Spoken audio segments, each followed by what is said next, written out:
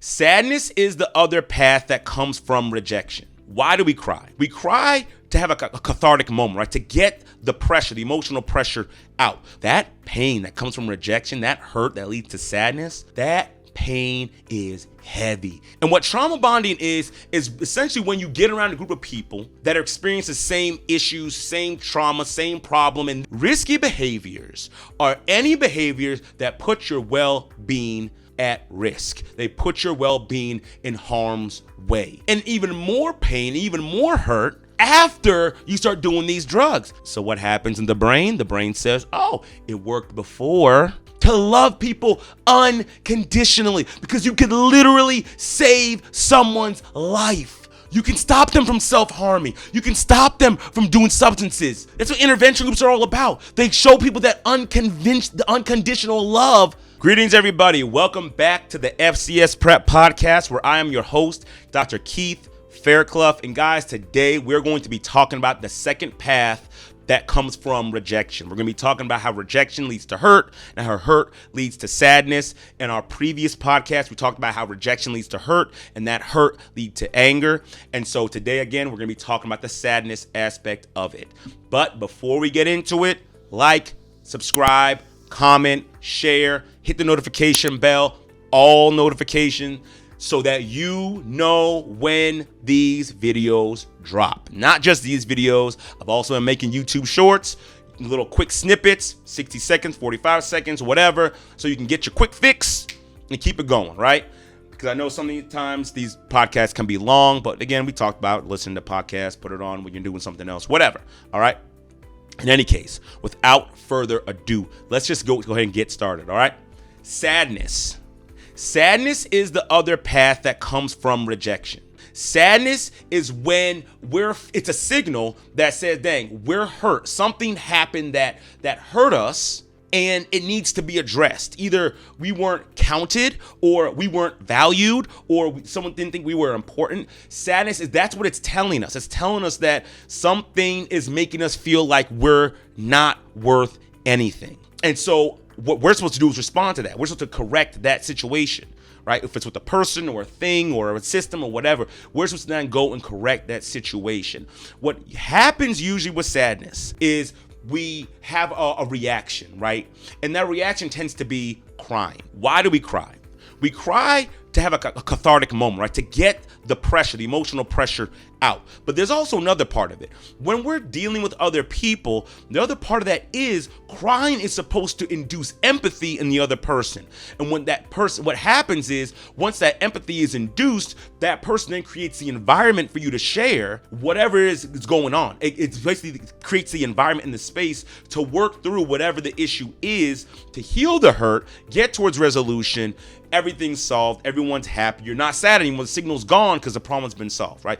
That's what's supposed to happen when we cry. But here's the problem with crying. It doesn't always work. And the reason why is because people have different perspectives. So now I'm going to run back that same scenario. You're crying. It's supposed to induce empathy in the other person, but if the other person doesn't agree with why you're crying, and granted, we don't have to agree with the other person's feelings, right? But let's just say they don't. They're saying, hey, you're making a big deal out of this. It's not that serious. It's not that deep. What happens then? They're not creating an empathetic environment for you. So now you just have that hurt. So now you guys are into an argument. So now nothing's resolved. So the crying doesn't necessarily work because people have different perspectives and not everyone's just going to be empathetic right out the gate. And then sometimes our communication pattern, again, may not be the best that's going to induce that empathy for a number of different reasons, whatever different reasons, right? And in some cases, like I said, it's sometimes that sadness turns to anger, right? It kind of flips, go to the other trend, whatever, the other tree, whatever, the other path, and it goes to anger. And like I said, there's a whole video on that, what that looks like. But in this video, in this topic today, we're going to talk about sadness. And what happens is that sadness, when our issue is not resolved, when we try to talk about it, when we try to resolve it, when the crying didn't work, what happens is we then start thinking, dang, wow, they don't care. They don't care about how I feel. They don't care about, what I think. They don't care about how that made me feel. They don't care about my experience. And so now the brain is trying to make sense of this now, right? Because again, signals out sadness, something's going on. So now your brain's trying to process it and make sense of it. And especially if you're younger, what happens is you start now creating beliefs. Well, dang, if they don't care and they're supposed to care, right? If it's a parent, if it's an authority figure or something like that, if they're supposed to care, then what happens then? Oh, well, if the person that's supposed to care doesn't care, that must mean that I'm not valuable. I'm not lovable. I'm not worthy. People are going to treat me bad because I don't matter. And so now what happens is we now create that belief. And because we create that belief and we hate this feeling, we then start to create behaviors, and these behaviors are geared towards avoiding that hurt again. And so when we avoid that hurt, we stop opening up, we stop sharing. Maybe we cry a lot, but we still don't open up, or we say everything is fine, or we hide our emotions. And then what happens is we start then having these maladaptive coping skills, these maladaptive coping mechanisms, because we now adopted the belief that we're unlovable, we're unworthy, no one cares about us, or I'm not important because these people, didn't affirm me, or these people didn't, talk to me or didn't help me, or when I tried to reach out for help, my friend didn't help me. That's what we start doing. What starts happening is we start doing things. We start becoming passive aggressive. We start rejecting others before they can reject us. We start making sure we start isolating. We try to keep ourselves from situations from ever receiving that hurt again. And of course, none of these things answer the issue of our hurt. They don't solve the problem. As a matter of fact, it only really makes it worse. Because when we start pushing people away that are supposed to be helping us, we start pushing people away before they get a chance to even get to know us, because we're scared of receiving that hurt again, because in our mind, it's impossible for someone to care, because in the moment in the past, when someone was supposed to care, the people that were supposed to care didn't. They said I wasn't valuable. They said I wasn't worth anything. They said I wasn't lovable because they didn't interact with me in a way that helped me to resolve the hurt. We then start trying to avoid. And this is where a lot of depression comes in, right?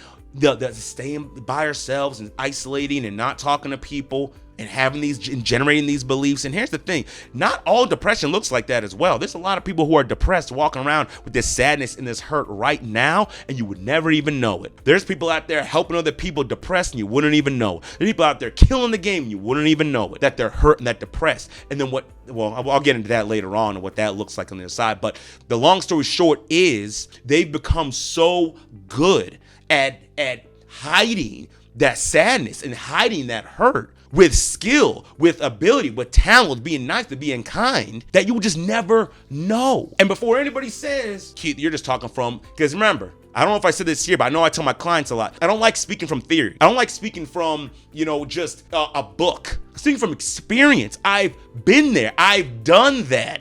I've seen that. I've spent many, many years, not anymore, but I used to spend so many years living in this state where I would want to avoid ever feeling hurt, ever feeling rejected ever again, because the pain is so extreme that I just never want to feel it again. The sadness is something I just couldn't deal with. I think I spoke about it in other videos before where I've just been, there were times when I just would break down because it was just so overwhelming, and because you just push it down. There were times when I broke down because it was so overwhelming, and I would just break down and start crying. And I would fight so hard to suck it all back up and push it all back down, not healing the hurt, but push it all back down because I got to put this appearance on of having it all together, of being in an authority position, of doing all these things, of being a helper. But I'm just trying to tell you guys that people who experience this level of rejection and this hurt and this sadness, this is what they do. They're good at avoiding. They're good at hiding. They're good at hiding their feelings. They're good at learning what to say. They're good at hiding all of that stuff. And it's not healthy.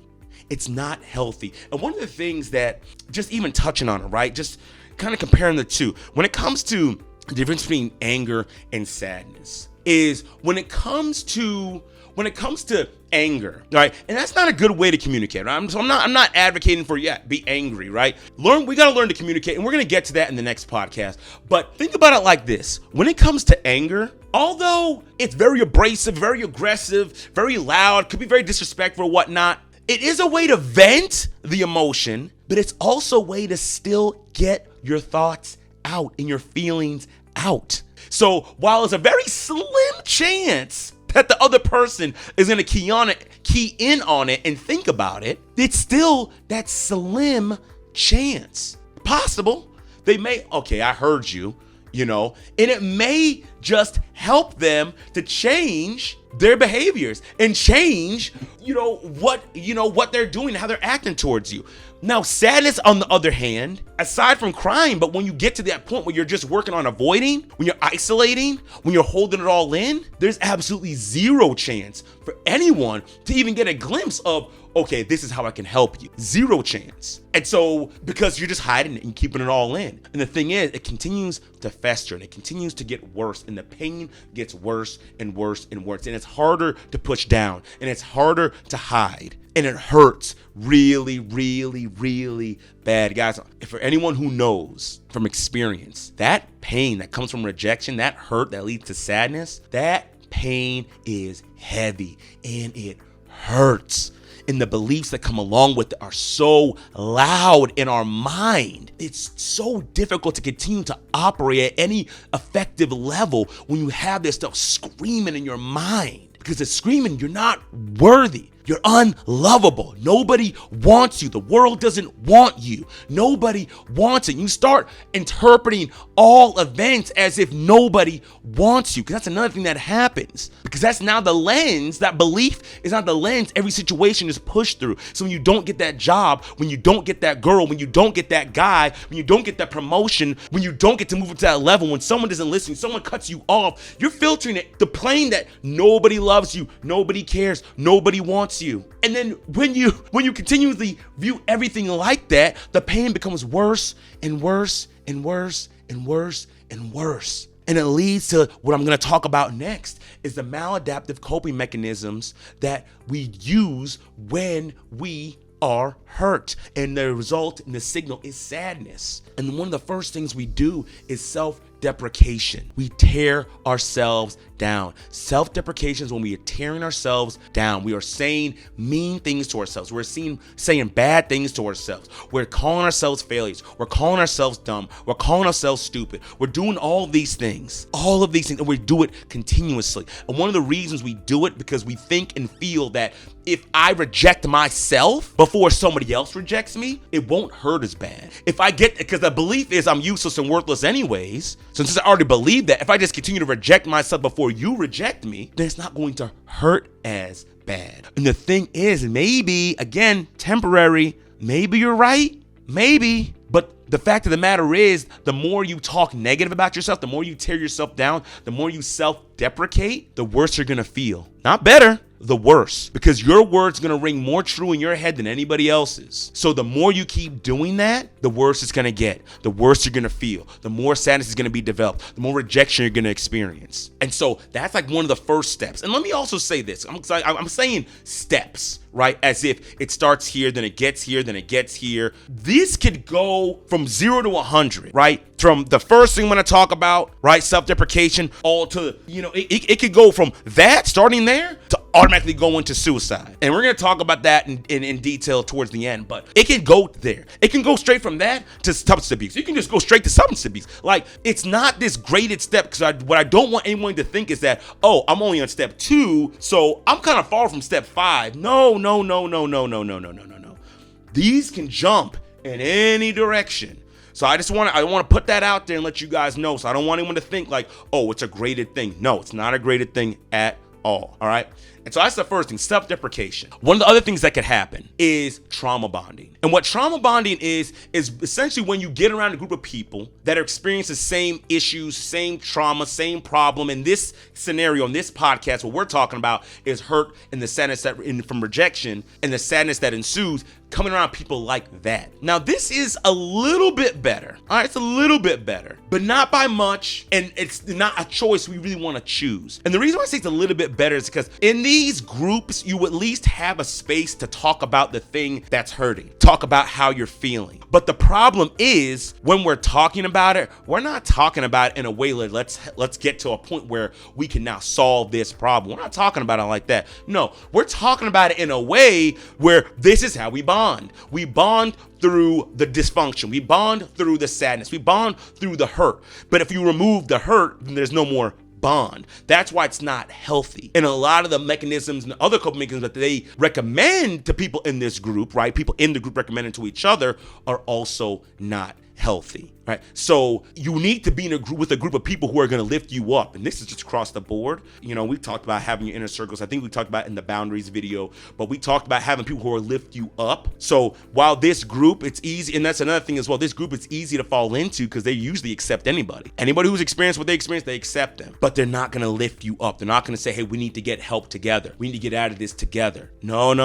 It's like, hey, this is where we are. This is what it is. Let's stick together and be a group and just support one another in that way. But that's not healthy. Remember, the goal is not to learn to live with the hurt, live with the rejection, live with the belief that you're unlovable and unworthy, live with the belief that you're a victim. That is not the goal. It's not to adapt to the hurt, adapt to this. That is not the goal. The goal is to resolve the hurt that came from the rejection so the signal of sadness can go away. That's the goal. So if you're with a group of people who are not helping you to achieve that goal, you're with the wrong group. So that's where trauma bonding is, you know. And then one of the things is with trauma bonding as well is that a lot of times these people can influence you to engage in risky behaviors. You want to talk about risky behaviors in a second, but they can encourage you to engage in risky behaviors as ways to alleviate the hurt, alleviate the pain temporarily, momentarily. And the thing is, the reason why we engage in it, and it does it because a lot of times these risky behaviors work. They do provide momentary relief, but it's not permanent. And we're looking for permanent solutions. And also, let me also add this in here. It's not a guarantee that just because you're with the trauma bonding group that you will engage in risky behaviors. It's just more likely. And it's also by you being by yourself, it's also not a guarantee that you won't go into risky behaviors. It's just a little bit less likely because there's not as much influence. But in either case, it is possible to get engaged in risky behaviors because you're looking for that resolution within yourself, right? You're looking for that resolution to the hurt and the pain. Risky behaviors don't do that. So what are risky behaviors? Risky behaviors are any behaviors that put your well-being at risk. They put your well-being in harm's way. You can get hurt. But what they're supposed to do is provide momentary relief relief from the hurt and the pain associated with the rejection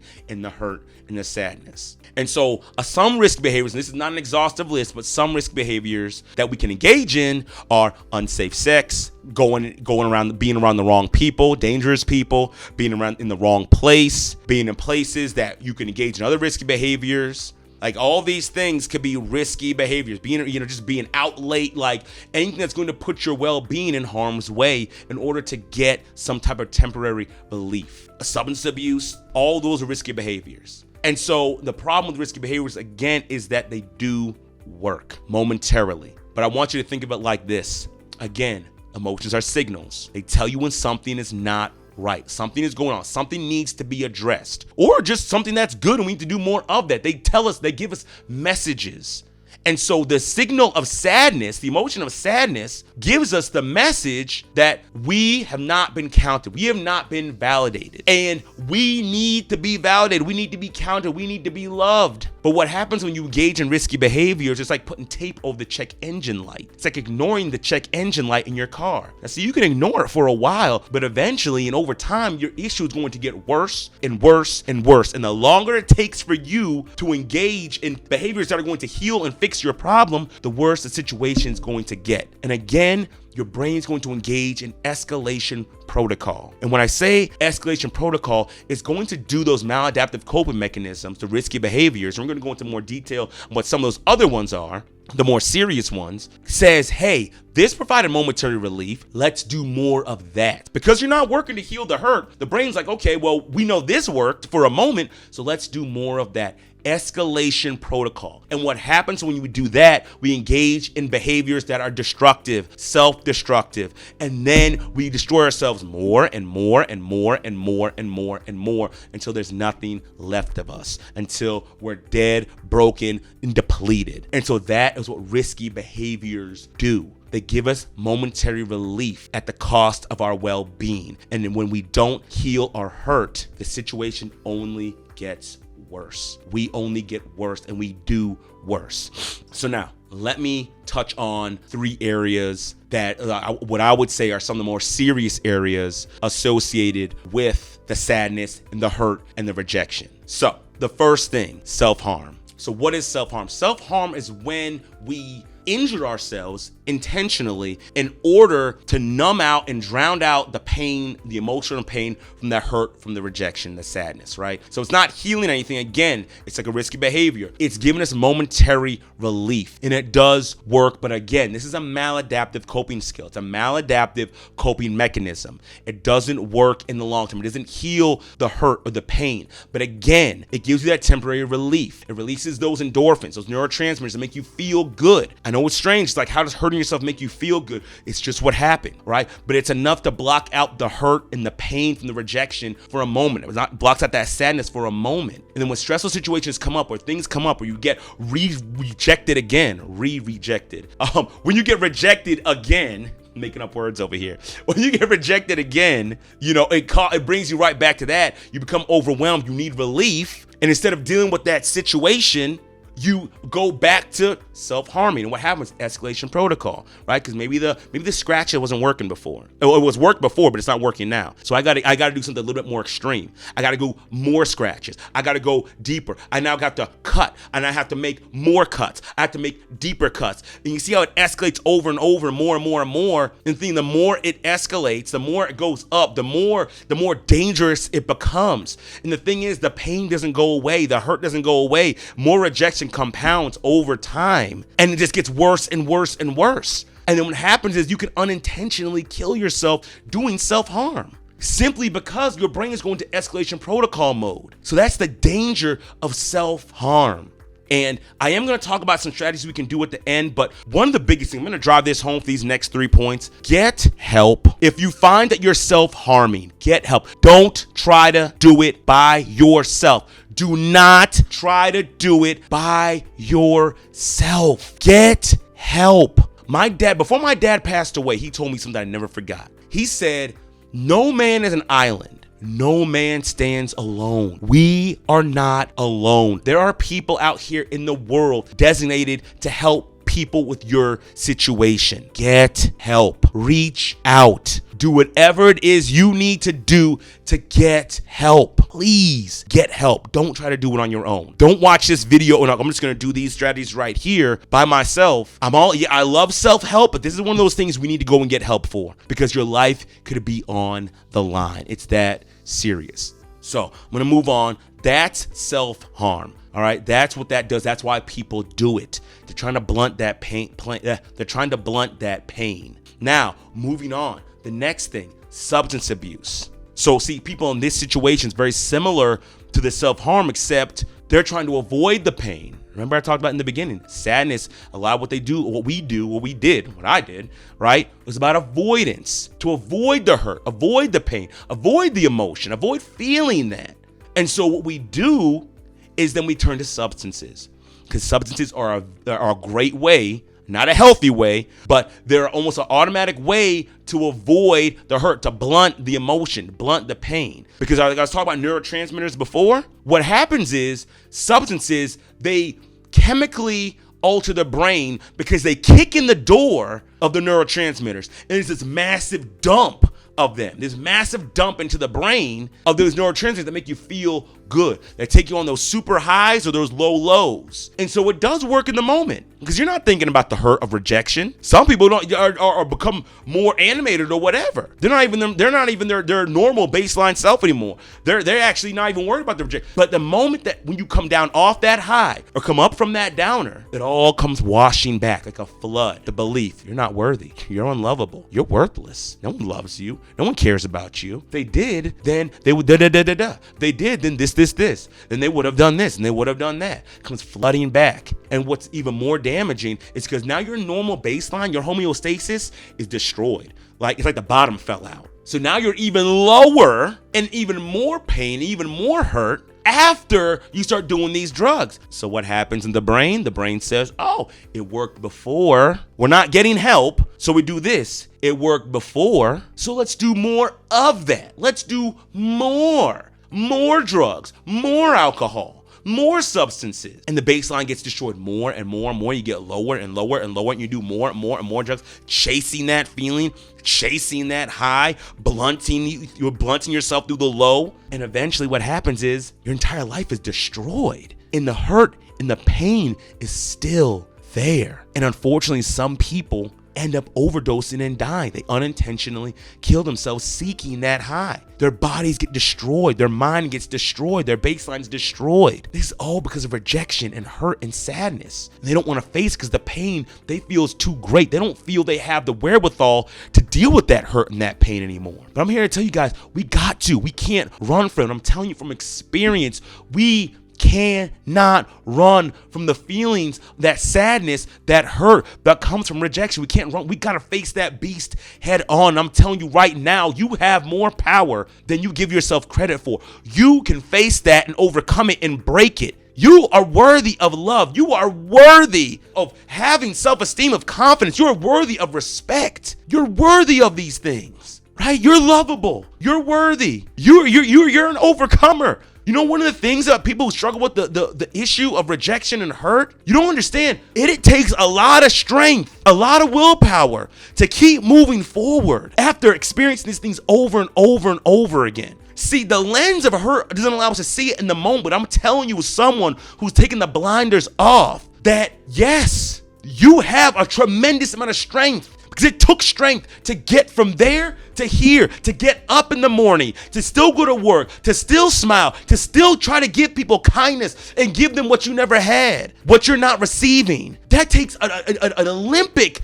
amount of strength to do that. So I just want to just take this brief moment to encourage you that you are strong enough to face that hurt and that pain and overcome it. You are strong enough to do that. All right. So that's substance abuse, right? That's what substance abuse does. That's why we do substance abuse when it comes to hurt and sadness and rejection. That's why we do that. So now the last thing is suicide. And why do people commit suicide? Well, what brings someone to the point where it's like the hurt and the pain is so great that that the only option, right, is to take my own life? Because I want you to think about this now. That takes, you got to be in a bad place where you feel all options are gone except that one, to take your own life. And what happens with people who decide to take their own life is they lose hope. They lose hope that anything will ever get better. I mean, and I want you to imagine that. I want you to imagine being on fire, and the pain that comes from the fire continuously increases, and nothing that you've tried, you haven't found a solution that puts the fire out. And so every passing second, the pain gets worse and worse and worse and worse. You're in more and more and more pain, more and more and more hurt. I want you to imagine that. And the only option you can see to stop the pain is to end your life. That is what it's like for someone who's contemplating suicide. They literally feel that there is no solution to their hurt and their pain, and it only gets worse and worse and worse as every day goes by. That's where they are. And granted, no, we don't want to commit suicide. That's a permanent solution to a temporary problem, because it is possible to heal from the pain of rejection and the hurt and the sadness. It is possible to heal from that. It is possible. And so one of the things is, a lot of times we don't even see these people. We don't even see the people that are experiencing it. How many times have you heard of celebrities taking their life? And everyone's like, we never knew. Kids taking their life. Loving husbands, loving wives, taking their life. Pillars of communities taking their lives. We never knew.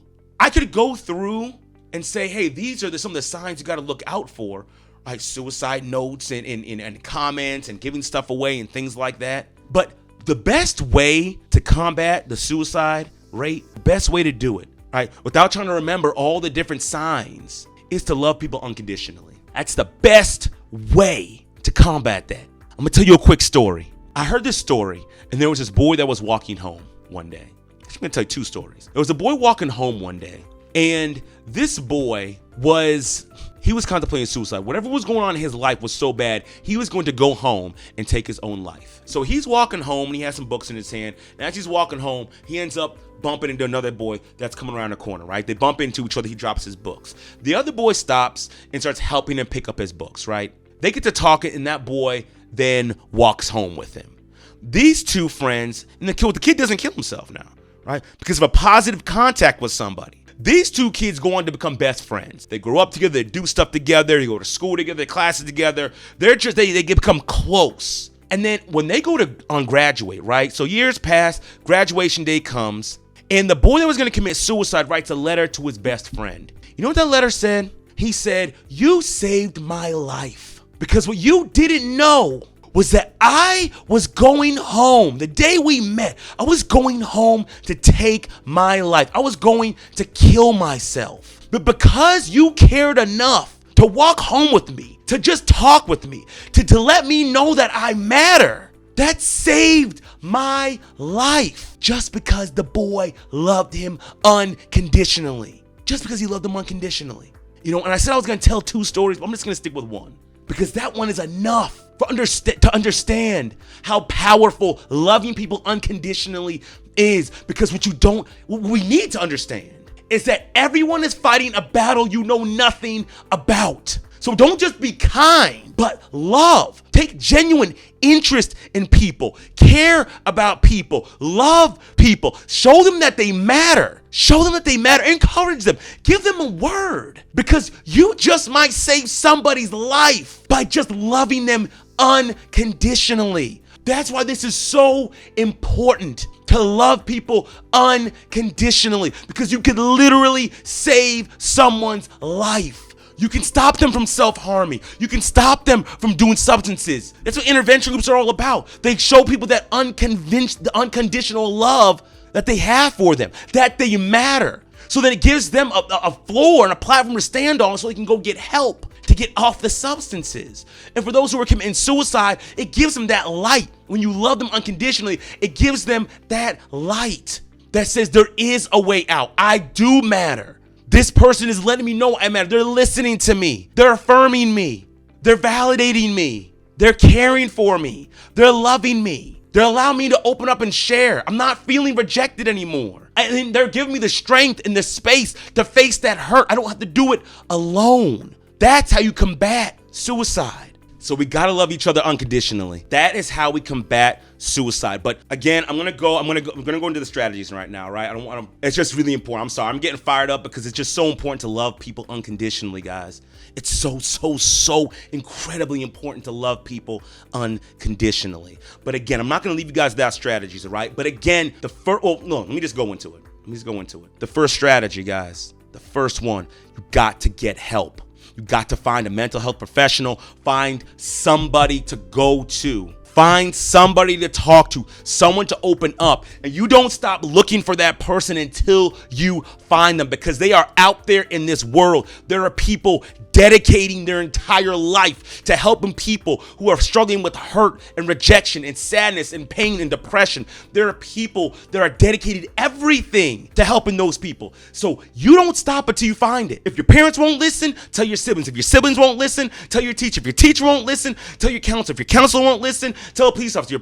You just keep searching. You keep looking. You keep moving until you find somebody. Don't stop until you get help. Get the help you need. And I strongly recommend professional help. Someone who's dealt with this, someone who knows the patterns, someone who has the strategies and the techniques. Because again, it's good to talk to people and get it out, but we've got to move towards healing. We've got to move towards resolution. We've got to move towards changing mindsets and changing our beliefs. We can't stay in the same place doing the same thing. Please find somebody and get the help that you need, the help that you deserve. First thing, get that help. Find someone to talk to. Get the mental health professional to help you process that hurt.